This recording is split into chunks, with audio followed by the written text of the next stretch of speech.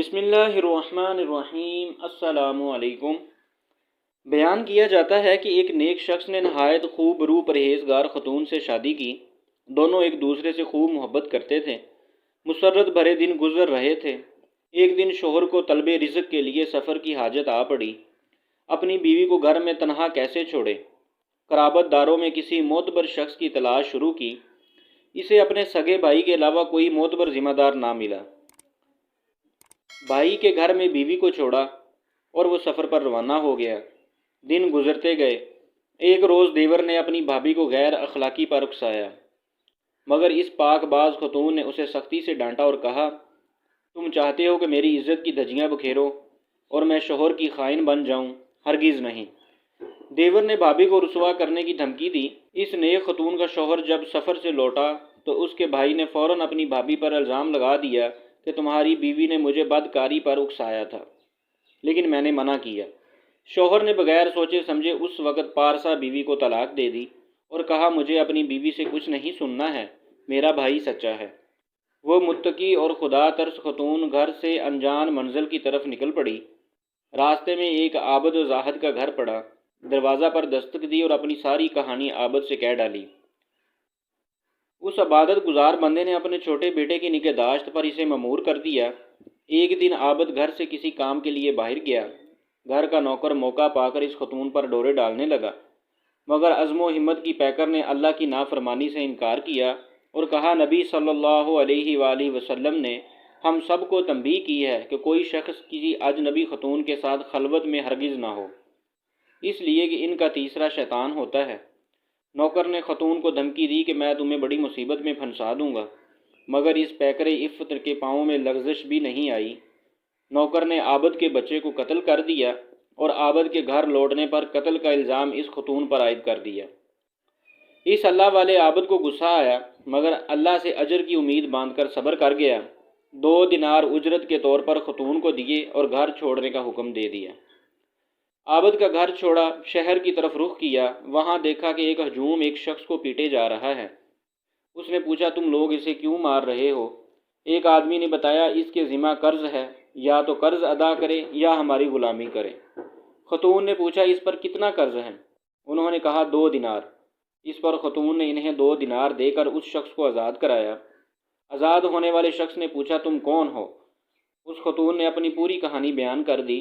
اس پر آدمی نے کہا کہ ہم دونوں ساتھ کام کریں گے اور نفع برابر بانٹ لیں گے۔ خاتون نے حامی بھر دی۔ اس آدمی نے کہا، ہم یہ گندی بستی چھوڑ کر سمندری سفر پر نکلتے ہیں۔ خاتون نے کہا، ٹھیک ہے۔ دونوں کشتی کے پاس پہنچے۔ نوجوان نے کہا کہ پہلے تم کشتی پر سوار ہو۔ وہ سوار ہو گئی اور وہ شخص کشتی کے مالک کے پاس گیا اور کہا، یہ میری لونڈی ہے، میں اسے فروخت کرنا چاہتا ہوں۔ چنانچہ کشتی کے مالک نے پیسے چکائے اور خاتون کو اس کی لا علمی میں اسے خرید لیا۔ وہ شخص پیسے لے کر بھاگ نکلا۔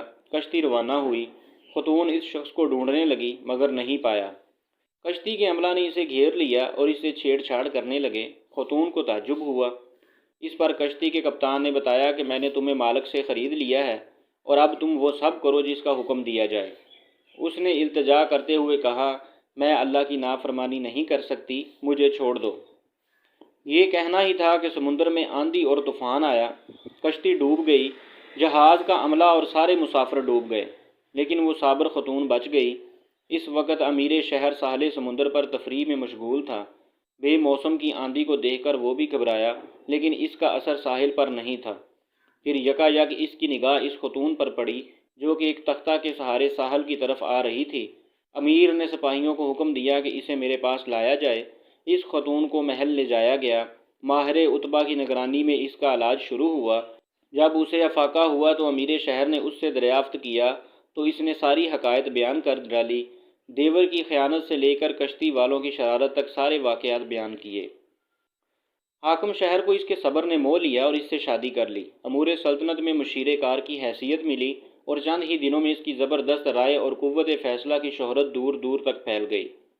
وقت گزرتا رہا۔ نیک حاکم کا انتقال ہو گیا۔ شہر کے لوگ اکٹھے ہوئے کہ کس کو اب حاکم بنایا جائے۔ متفقہ طور پر لوگوں نے اس ذہین اور عاقل خاتون کو اپنا امیر منتخب کر لیا۔ حاکم بنتے ہی اس خاتون نے ایک وسیع میدان میں کرسی لگانے کا اور شہر کے تمام مردوں کو حاضر ہونے کا حکم دیا۔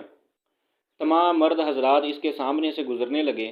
اس نے اپنے سابق شوہر کو دیکھا اور کنارے ہو جانے کا اشارہ کیا، پھر اس کے بھائی کو کنارے ہونے کا حکم دیا، عابد کو بھی ایک کنارے کیا، پھر اس نے عابد کے نوکر کو دیکھا، اسے بھی مجمع سے الگ کھڑے ہونے کا حکم دیا، پھر اس خبیث شخص کو دیکھا جسے اس خاتون نے آزاد کرایا تھا، اسے بھی کنارے کھڑے ہونے کا حکم دیا۔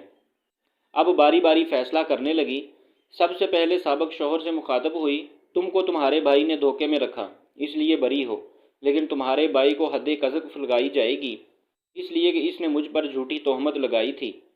پھر عابد سے مخاطب ہوئی اور کہا، تم کو تمہارے خادم نے گمراہ کیا، لہٰذا تم بھی بری ہو، لیکن تمہارا خادم قصاصاً قتل کیا جائے گا، کیونکہ اسی نے تمہارے بچے کو قتل کیا تھا۔ پھر وہ مخاطب ہوئی اس خبیث سے، تمہیں حبس و دوام کی سزا دی جائے گی تمہاری خیانت اور ایسی عورت کو فروخت کر دینے کے جرم میں جس نے تجھے غلامی سے نجات دلائی تھی۔ اخلاقی سبق یہ ہے کہ اللہ کی ذات پاک ہے، کسی کے اچھے عمل کو ضائع ہونے نہیں دیتا۔ فرماتا ہے، جو اللہ سے تقوی اختیار کرتا ہے، اللہ اس کے لیے ایسے راستے ہموار کر دیتا ہے اور ایسی جگہ سے رزق عطا کرتا ہے جس کا اسے گمان بھی نہیں ہوتا۔